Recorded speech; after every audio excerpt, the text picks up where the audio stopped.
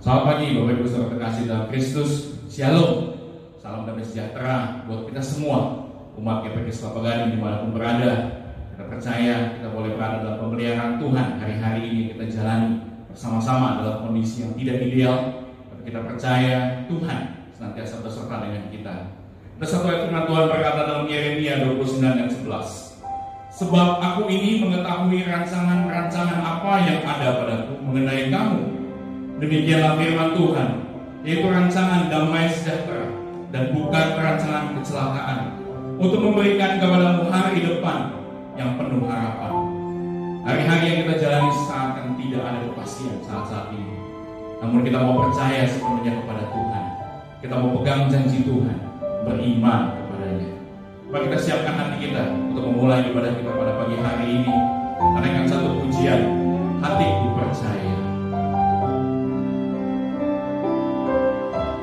Dengan pujian ini dengan sungguh-sungguh, dan siapkan hati kita menerima berkat Tuhan pada hari ini. Karena Dia Allah, tempat kita berharap, tempat kita menaruh segala kepastian hidup kita. Karena Dia Allah yang sungguh mengasihi kita.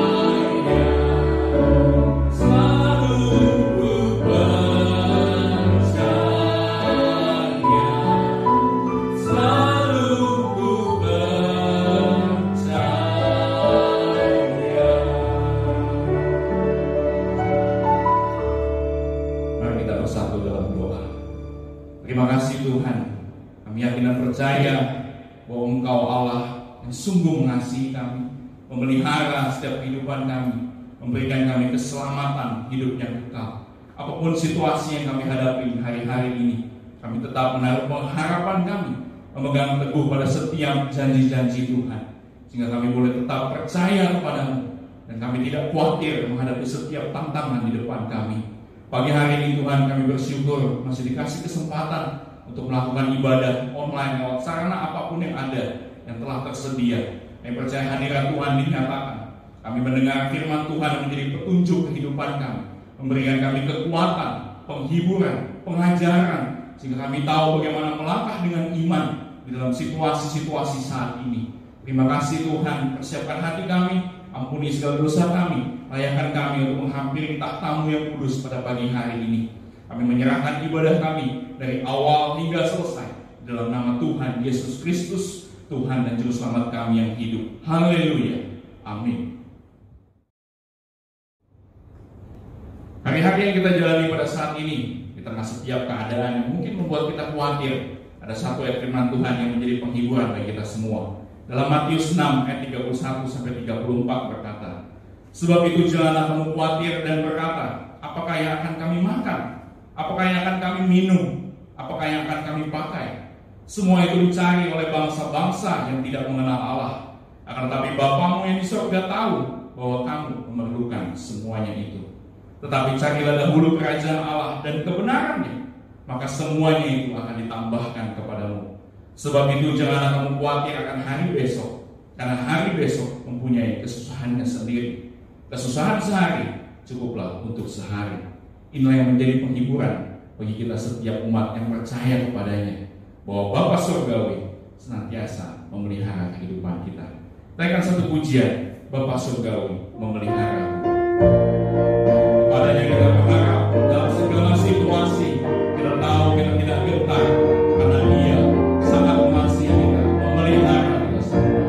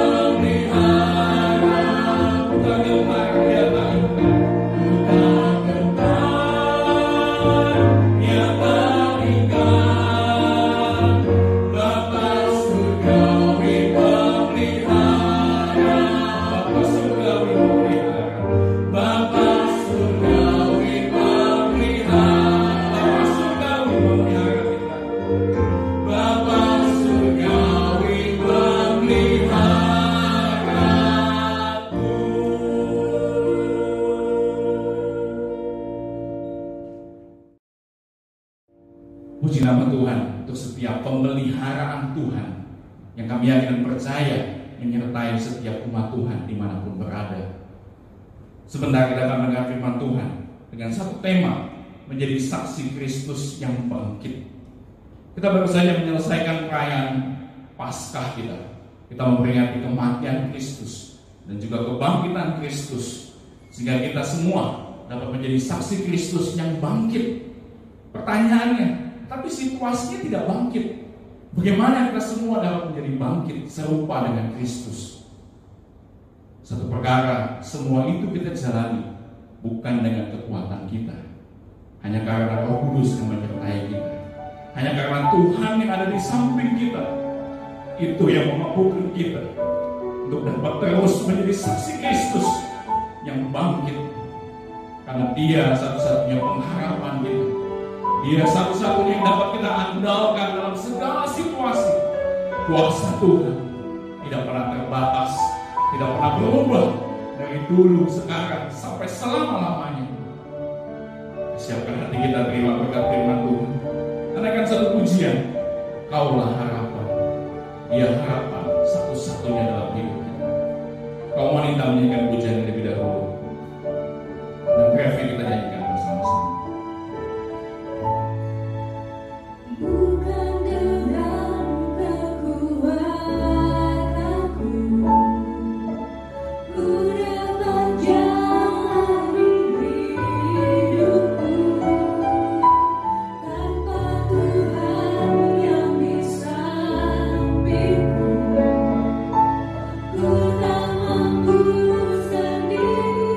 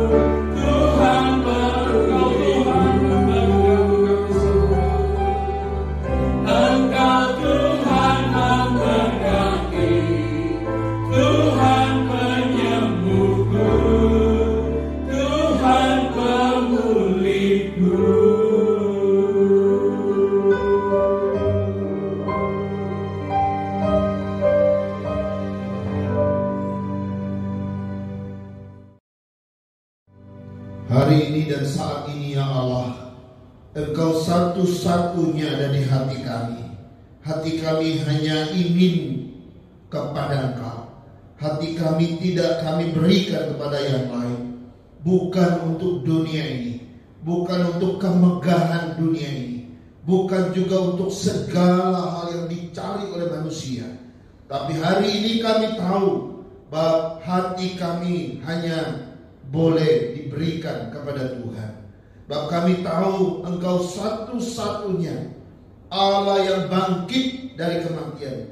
Engkau satu-satunya Allah yang hidup, Allah yang boleh berkuasa atas maut dan berkuasa atas seluruh dunia.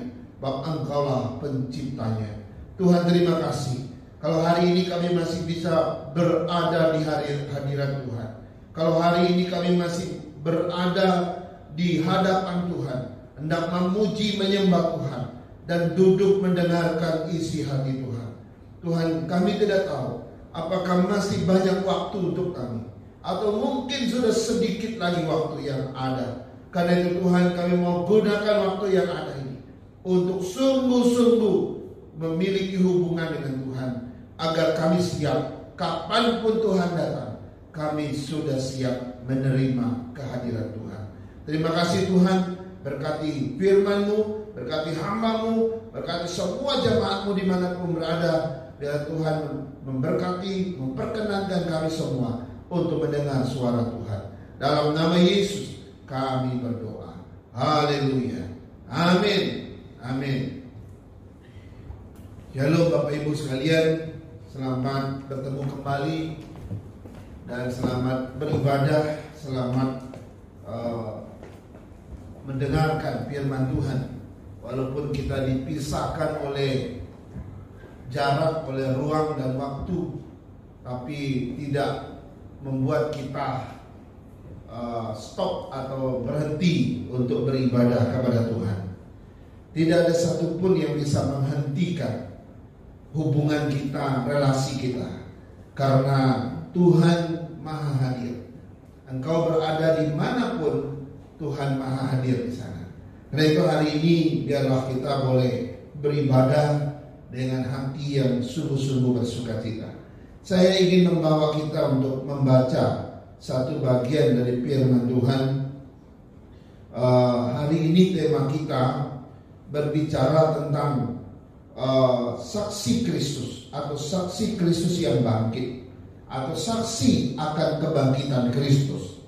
Kalau kita melihat pengadilan Bapak Ibu, di dalam pengadilan saksi itu sangat penting.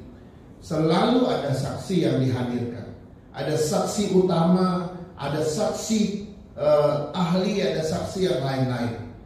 Nah, apa tugasnya saksi? Saksi itu harus bersaksi, harus menyampaikan apa yang dia lihat, apa yang dia alami, apakah itu peristiwa atau masalah yang diperkarakan. Saksi atas perkara pembunuhan misalnya, maka si saksi harus bersaksi tentang apa yang dia lihat, apa yang dia dengar tentang pembunuhan itu. Nah, ia tidak boleh mengarang-arang apalagi berbohong, karena saksi itu disumpah untuk jujur dan mengatakan apa adanya. Jika dia berbohong maka akan dipidana.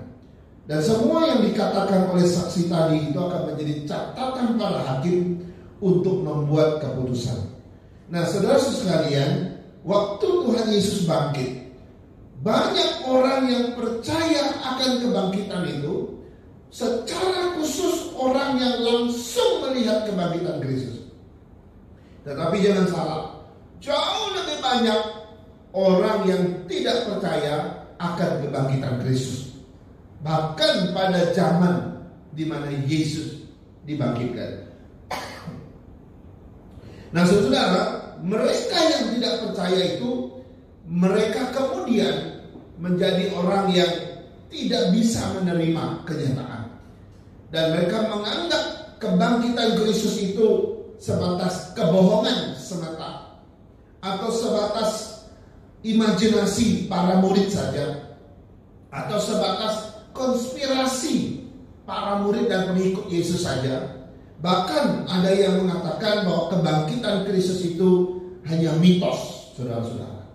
Pernah pada tahun 1930-an, seorang pengacara muda yang berasal dari Inggris yang bernama Frank Morison, dia pernah mencoba untuk menggugat doktrin kebangkitan Kristus. Ia beranggapan bahwa kebangkitan Kristus itu hanyalah mitos dan hanyalah imajinasi para murid saja. Karena itu dia sebagai pengacara yang menguasai tata cara persidangan dan tata cara menggugat, maka dia bersumpah untuk menggugat kebohongan dan tahyul di balik doktrin kebangkitan Kristus menurut dia. Nah, saudara-saudara, ia seorang pengacara yang sangat pintar memang. Dia mampu dalam banyak hal dan dia yakin bahwa dia menang ke pengadilan. Tetapi yang menarik, ketika dia mulai penyelidikannya, ia menemukan bahwa kasus ini nggak semudah yang dia pikirkan. Bahwa kasus ini nggak segampang yang dia pikirkan sebelumnya.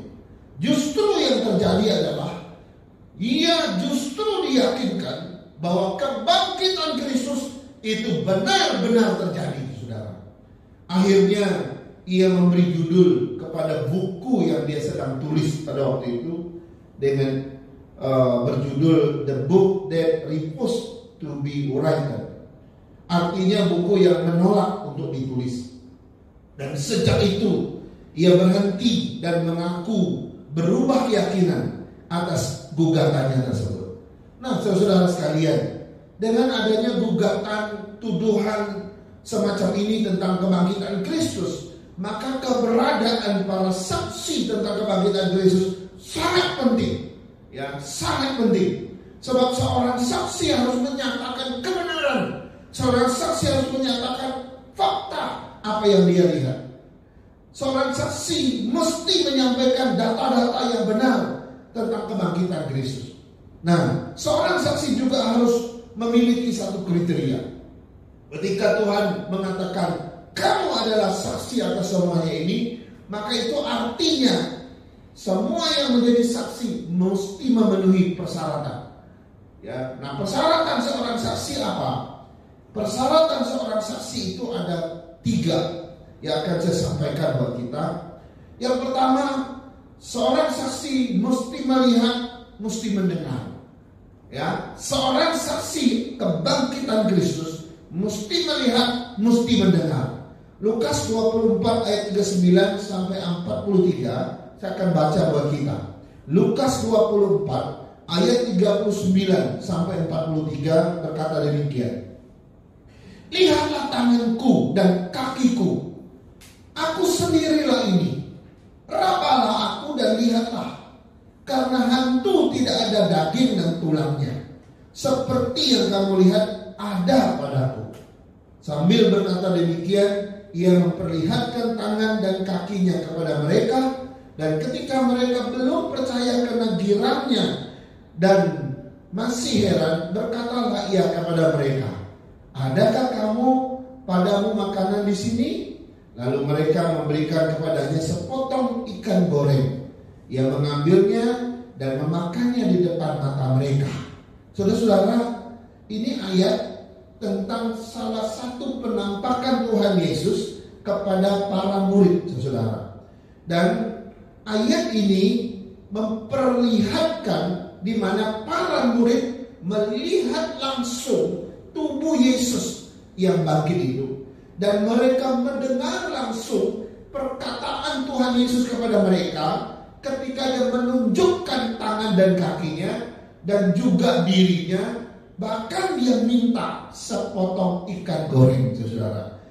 Karena itu, saudara, mereka melihat satu realitas bahwa Yesus yang mati beberapa hari yang lalu sekarang berdiri di hadapan mereka, dan mereka melihat bagaimana Yesus bangkit dan benar-benar hadir di depan mereka. Dia yang kemarin dianggap sudah mati, dianggap sudah pergi selamanya, sekarang berada di depan mereka. Kemudian Yesus meminta mereka melihat tangannya, kakinya, meraba dia dan sebagainya. Nah saudara, dari apa yang terlihat ini, kebangkitan Kristus bukanlah mitos. Kebangkitan Kristus bukanlah halusinasi para murid, bukan juga imajinasi para murid, bukan juga konspirasi para pengikut Kristus. Tidak, saudara. Kematian Kristus sungguh-sungguh kebenaran. Kematian Kristus benar-benar satu fakta yang pernah terjadi, yaitu Kristus yang bangkit disaksikan oleh para murid pada waktu itu. Karena itu saudara, ini sesuatu yang menarik sekali. Kenapa? Karena fakta ini memberikan kita sesuatu kebenaran. Lalu pengalaman ini saudara, Rasul Yohanes sendiri pernah menuliskan di dalam Injilnya. Dia berkata di dalam 1 Yohanes 1 ayat 1 demikian. Apa yang telah ada sejak semula, yang telah kami dengar, yang telah kami lihat dengan mata kami, yang telah kami saksikan, dan yang telah kami raba dengan tangan kami, dengan firman hidup, itulah yang kami tuliskan kepadamu. Saudara-saudara, Yohanes mengatakan apa yang pernah kami lihat, apa yang kami dengar, apa yang kami saksikan, dan yang kami raba. Saudara, Yohanes memberi saksi bahwa dia pernah melakukan itu, bahwa dia dan bersama murid yang lain pernah melihat, mendengar, meraba, dan menyaksikan, saudara. Jadi syarat pertama seorang saksi Kristus, dia mesti melihat, dia mesti mendengar, dan langsung berhadapan dengan Kristus pada waktu itu. Aplikasinya bagi kita apa, Bapak Ibu? Hal ini memberikan satu pengertian begini sama kita. Bagaimana dengan kita ya?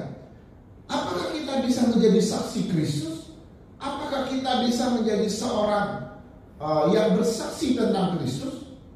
Walaupun kita tidak melihat langsung, walaupun kita tidak mendengar langsung. Nah saudara, Yesus memberikan kita satu kriteria yang menurut saya kita sama dengan mereka yang ada pada abad pertama, para murid yang melihat Yesus, yang menyaksikan Yesus, yang mendengar suara Yesus. Pertama, Tuhan Yesus berkata kepada Thomas.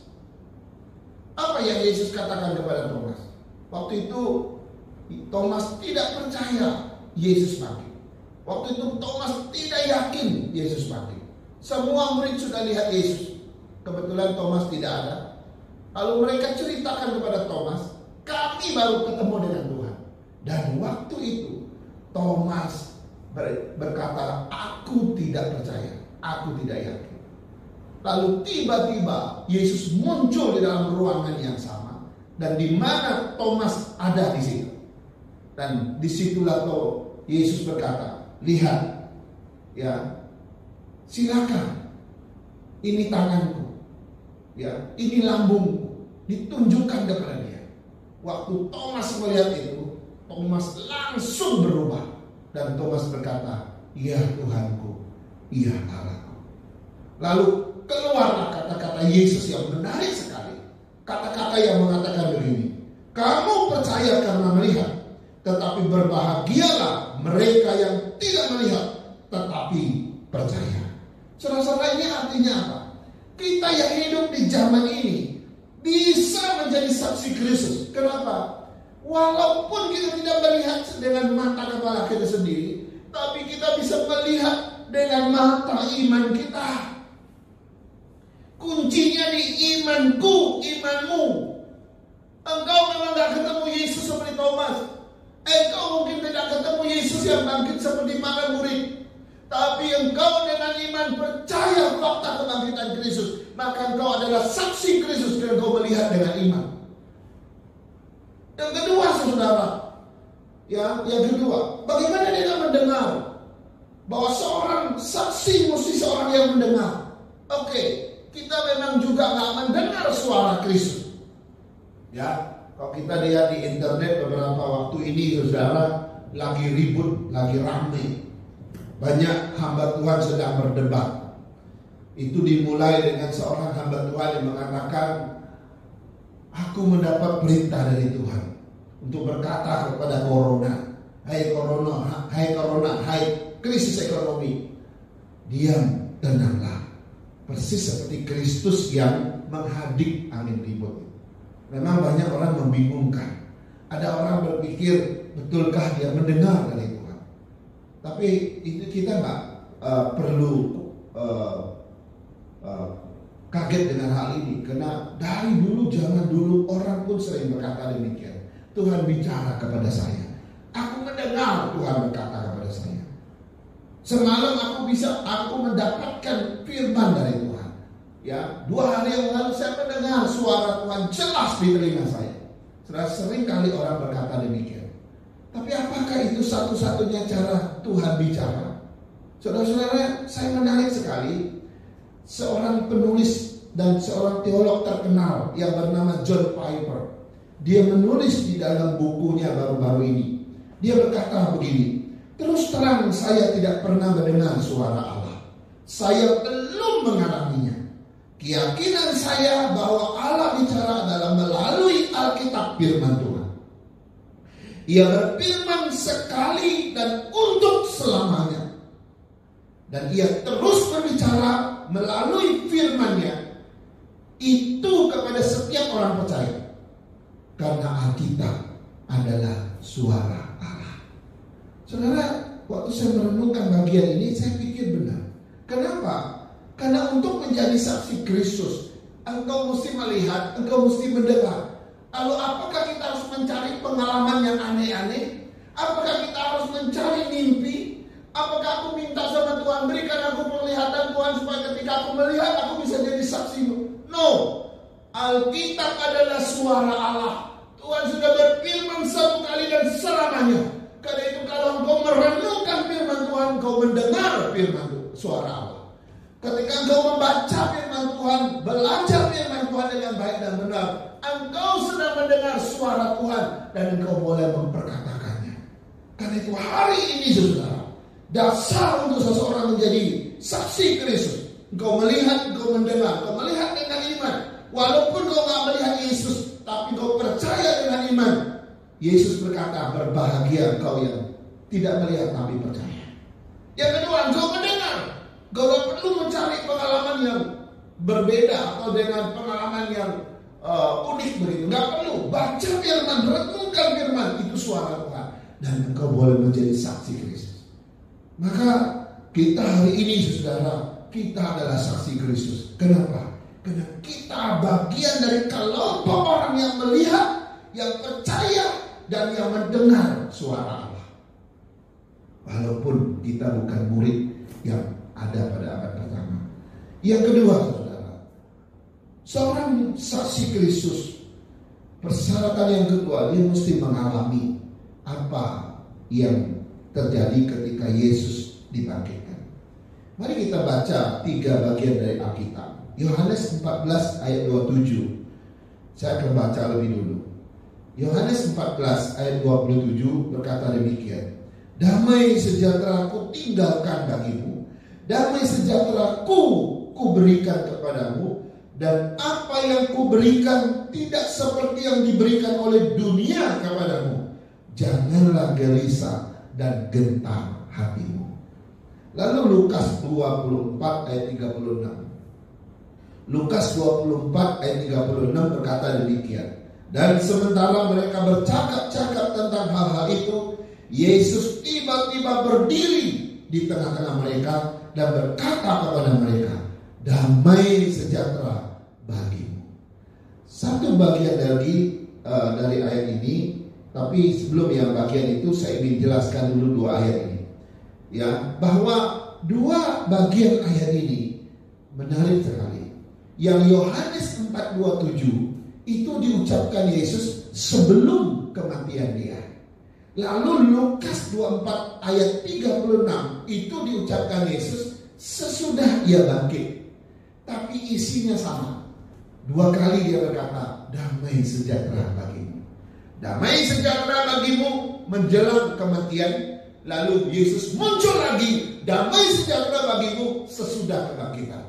Saudara-saudara, apa ini damai sejahtera? Apa maknanya? Ketika Yesus berkata damai sejahtera bagimu sebelum ia mati, dan muncul lagi damai sejahtera bagimu waktu ia bangkit. Saudara, itu artinya apa? Damai sejahtera tidak dipengaruhi oleh situasi, oleh kondisi yang terjadi. Ya, waktu dia berkata pada waktu yang genting, pada waktu yang begitu mencekam ketika dia ditangkap, disalibkan, damai sejahtera bagimu. Harusnya kata ini nggak keluar kan? Kenapa? Karena seorang guru tahu kalau aku lagi ditangkap, disiksa, mau disalibkan, dia tahu murid-muridnya bercerai-berai dan mereka bisa dalam kesedihan, ketakutan dan ancaman yang luar biasa. Bagaimana mungkin dia berkata damai sejahtera bagimu? Ini acaranya lagi gak enak loh. Dia lagi ditangkap loh. Dia lagi dipukul loh. Dia lagi disiksa, dia akan digantung loh. Dan dia akan ditembak di situ dan dimatikan sampai dikuburkan. Bagaimana mungkin kalimat ini bisa keluar? Oke, kalau waktu dia bangkit dia berkata damai sejahtera bagimu, ini konteksnya juga nggak benar. Mereka lagi dalam kesedihan, di dalam kedukaan yang luar biasa, di dalam rasa kehilangan yang amat sangat. Lalu dia muncul damai sejahtera bagimu. Saudara-saudara, rahasia kata damai sejahtera ini luar biasa. Kenapa? Karena damai sejahtera ini yang artinya shalom. Shalom cuma satu kata di dalam bahasa Alkitab. Butuh 2 kata bahasa Indonesia untuk menerjemahkan shalom ini. Ya, shalom artinya damai dan sejahtera. Ada 2 kata. Sebenarnya kata shalom itu atau damai sejahtera itu dalam bahasa asli seperti yang saya katakan 2 minggu lalu, itu artinya utuh. Ya, utuh, nggak ada yang kurang.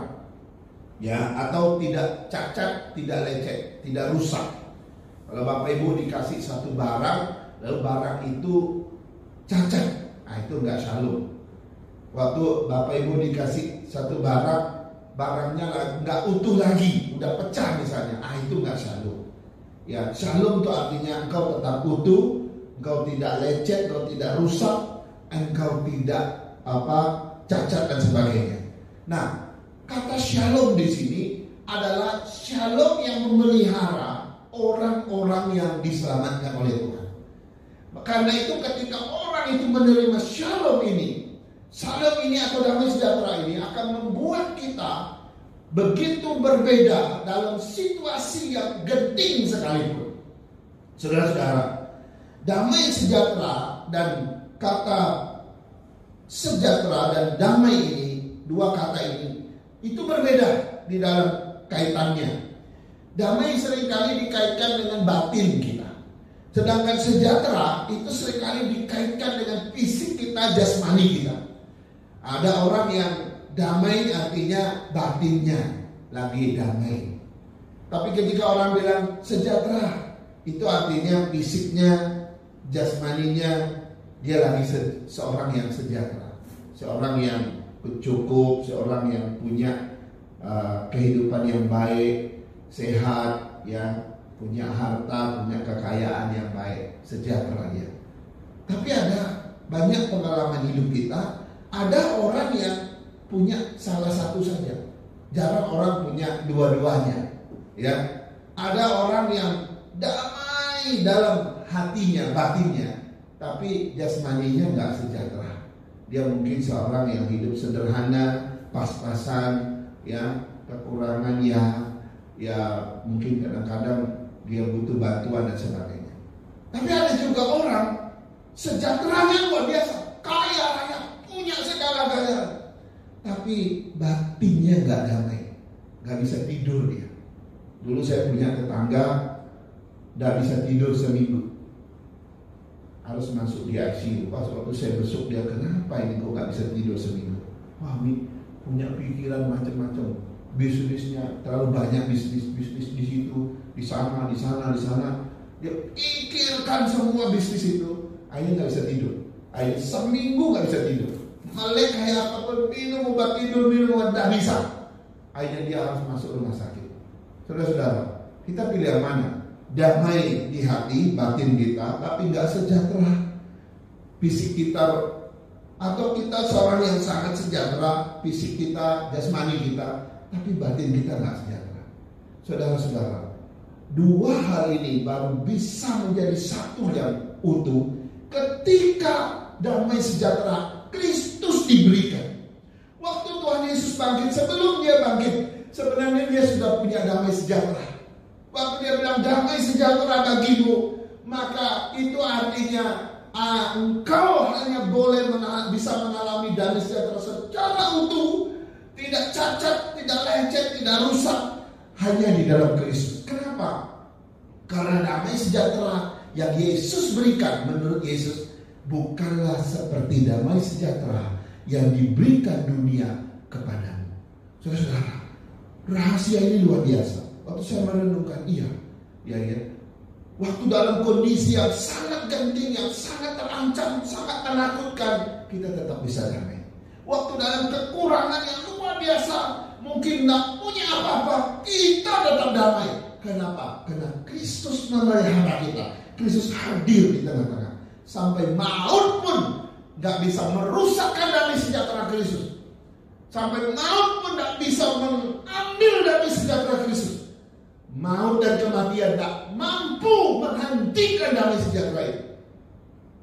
Sampai waktu Yesus bangkit, dia memberikan damai sejahtera bagi mereka.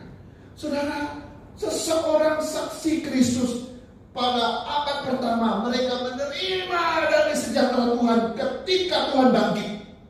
Nah, begitu mereka terima damai sejahtera itu, saudara, orang yang sudah menerima damai sejahtera Kristus, dia nggak bisa diem. Orang yang sudah menerima damai sejahtera Kristus, dia nggak bisa berpangku tangan. Dia akan terus didorong untuk damai sejahtera itu. Dia akan pergi menjadi saksi Kristus. Walaupun dia dianiaya, disesat, dipenjara, bahkan dibunuh, mereka nggak takut. Kenapa? Damai sejahtera Tuhan itu terlalu besar, melampaui semua penderitaan, melampaui semua penganiayaan, bahkan melampaui penjara sekalipun. Kita ingat Rasul Paulus ketika dia dan teman-temannya di penjara. Wah, mereka memuji Tuhan. Mereka bersekutu dengan Tuhan dalam damai sejahtera. Dan damai sejahtera membuat mereka merasa seperti nggak dalam penjara. Padahal mereka di dalam penjara, tapi seperti nggak dalam penjara. Mereka memuji Tuhan. Mujizat terjadi, saudara. Pintu penjara terlepas. Wah, heran kan? Karena damai sejahtera ini akan membuat engkau melampaui semuanya. Dan engkau harus membagikan damai sejahtera itu bagi orang. Shalom itu bagi siapapun juga. Engkau sebagai seorang yang terima damai sejahtera, engkau gak bisa diam, engkau gak bisa ongkang-ongkang kaki. Engkau harus pergi memberitakan. Saudara, hari ini dunia membutuhkan damai sejahtera. Hari ini dunia sedang ketakutan. Hari ini dunia sedang mengalami suatu kekhawatiran. Hari ini dunia sedang di dalam kekalutan. Dan banyak orang menangis, banyak orang bersedih, banyak orang kehilangan orang-orang yang dicintai. Saudara-saudara, sebelum ini terlambat, berikan, bagikan damai sejahtera itu kepada mereka, yaitu damai sejahtera Kristus yang berbeda dari yang dunia berikan. Engkau adalah saksi dia. Kau gak bisa simpan damai sejahtera kita sendiri. Kau harus bagikan damai sejahtera itu bagi mereka. Ayo, di kesempatan, saudara. Yang ketiga, saudara, yang terakhir, seorang saksi Kristus, dia harus menyaksikan kebangkitan Kristus bagi orang lain. Kita baca beberapa ayat. Lukas 24 ayat 48 sampai 49 berkata demikian. Kamu adalah saksi dari semuanya ini. Dan aku akan mengirim kepadamu apa yang dijanjikan Bapakku. Tetapi kamu harus tinggal di kota ini sampai kamu diperlengkapi dengan kuasa dari tempat tinggi. Itu Lukas 24 ayat 48 sampai 49. Setelah Yesus ngomong demikian, dia sebentar lagi dia akan naik ke surga. Kisah Rasul 1 ayat 8 melanjutkan dengan nada yang sama. Tetapi kamu akan menerima kuasa kalau Roh Kudus turun ke atasmu, dan kamu akan menjadi saksiku di Yerusalem, di seluruh Yudea dan di Samaria, dan sampai ke ujung bumi. Dan waktu sedikit lagi Yesus sudah sebentar lagi naik. Dia ngomong lagi di Matius 28 ayat 19 sampai 20. Karena itu, pergilah, jadikanlah semua bangsa muridku, dan baptislah mereka dalam nama Bapa dan Anak dan Roh Kudus, dan ajarlah mereka melakukan segala sesuatu yang telah kuperintahkan kepadamu. Dan ketahuilah, aku menyertai kamu senantiasa sampai kepada akhir zaman.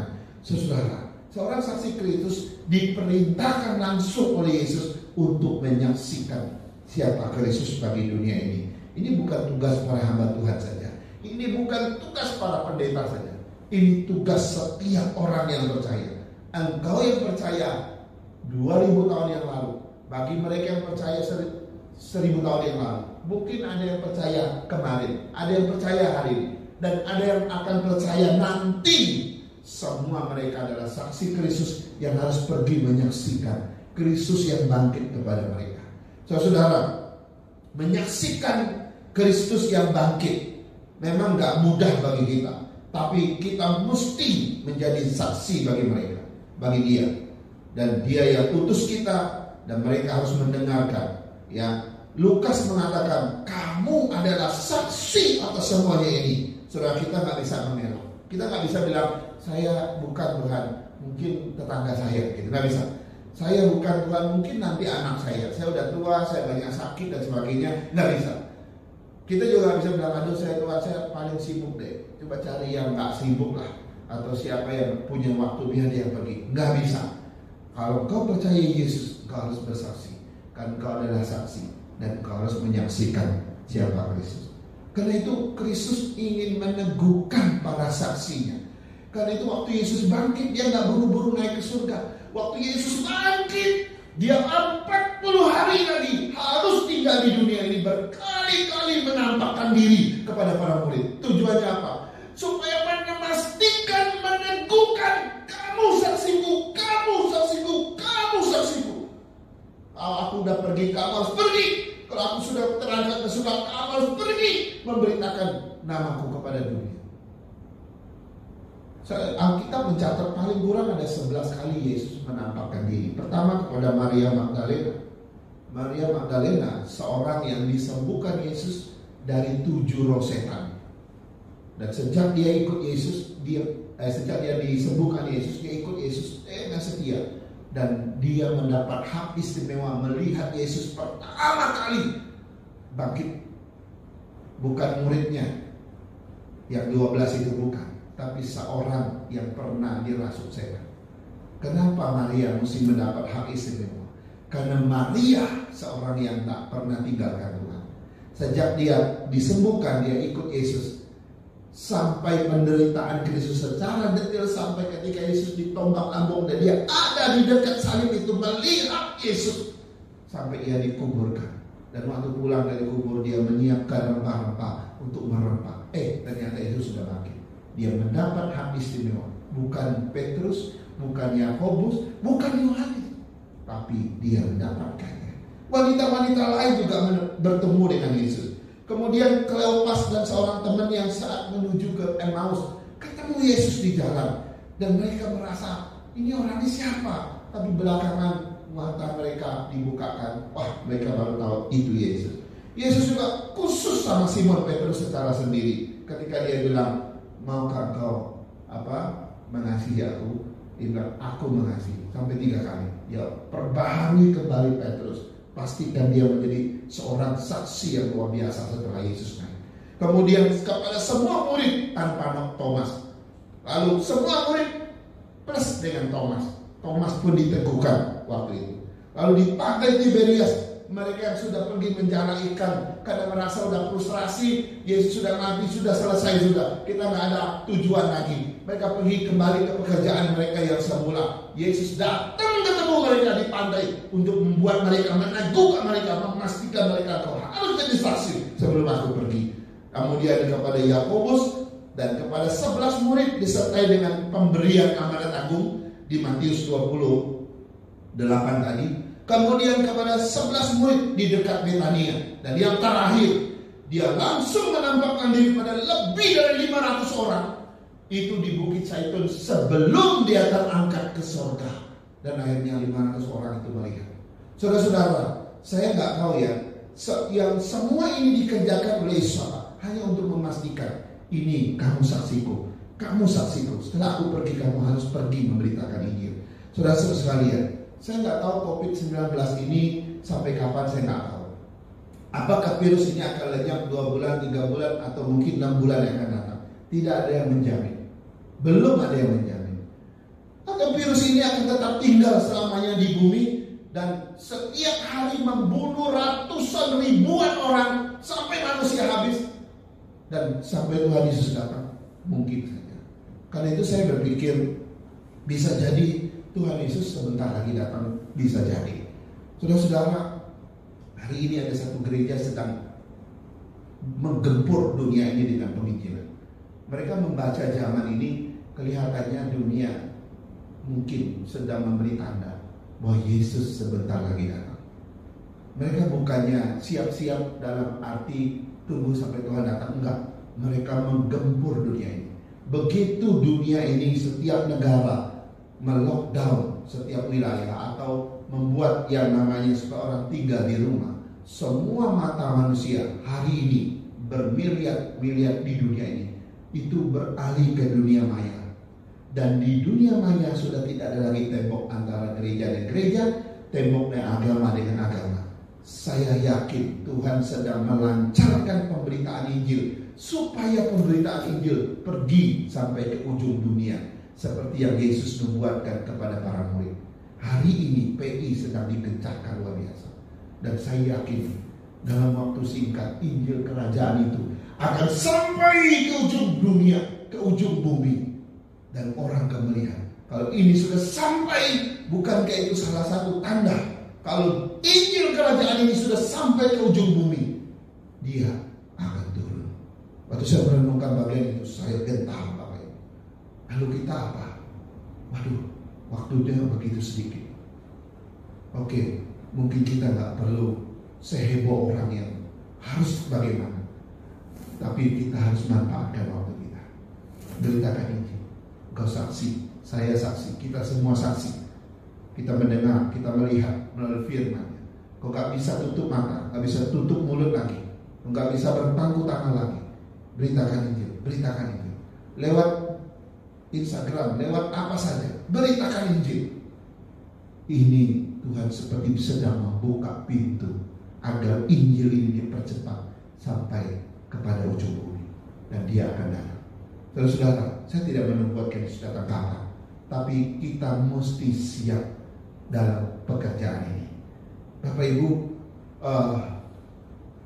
seorang pendiri gereja pada abad-abad yang dulu sekali, dia pernah berkata begini, aku sedang menanam padi. Aku tidak mau tahu Yesus mau datang besok, mau datang lusa, mau 1 minggu lagi, sebulan lagi, beberapa tahun lagi, aku tidak peduli. Yang penting bagiku terus menanam padi, supaya ketika dia datang, dia melihat aku sedang bekerja bagi dia.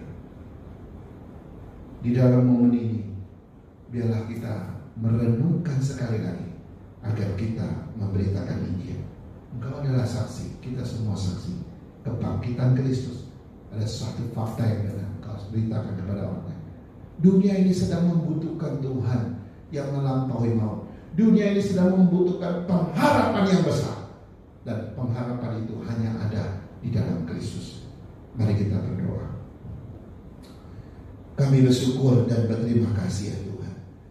Kami dikuatkan dan juga disadarkan dengan satu hal pada hari ini, bahwa identitas kami jelas.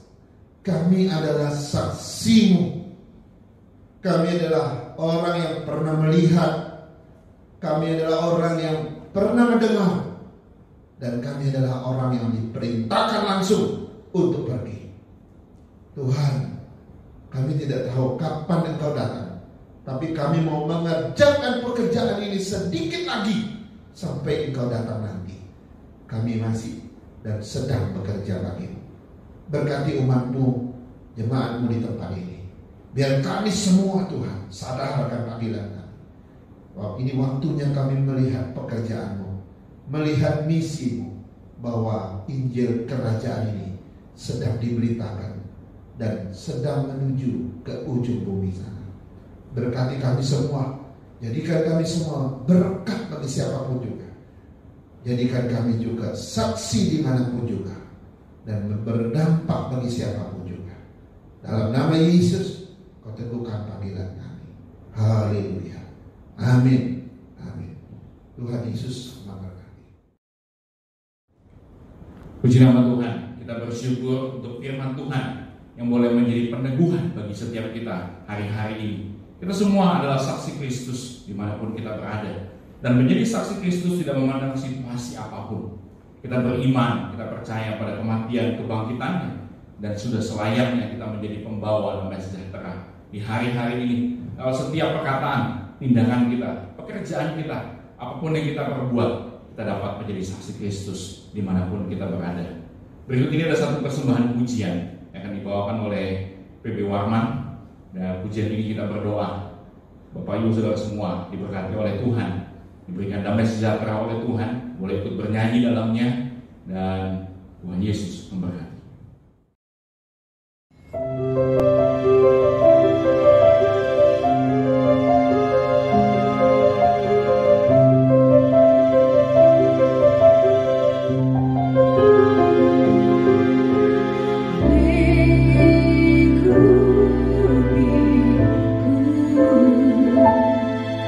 Dengan sayang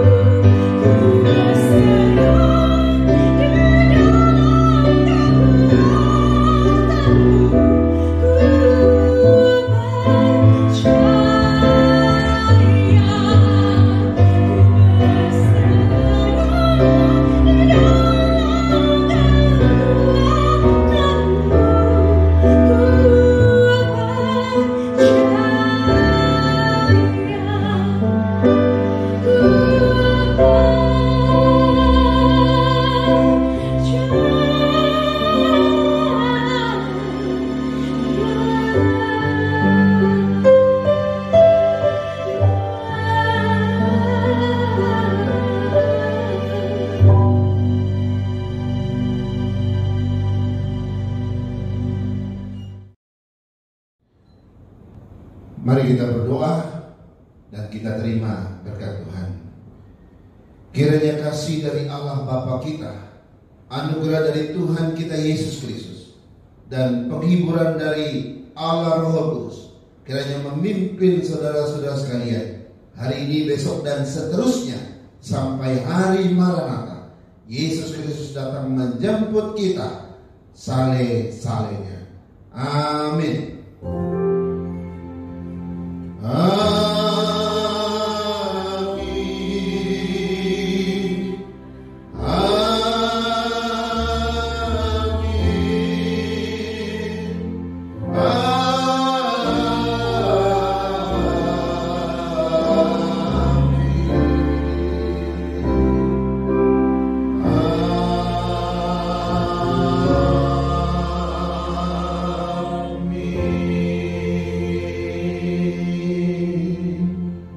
Amin. Ibadah kita selesai.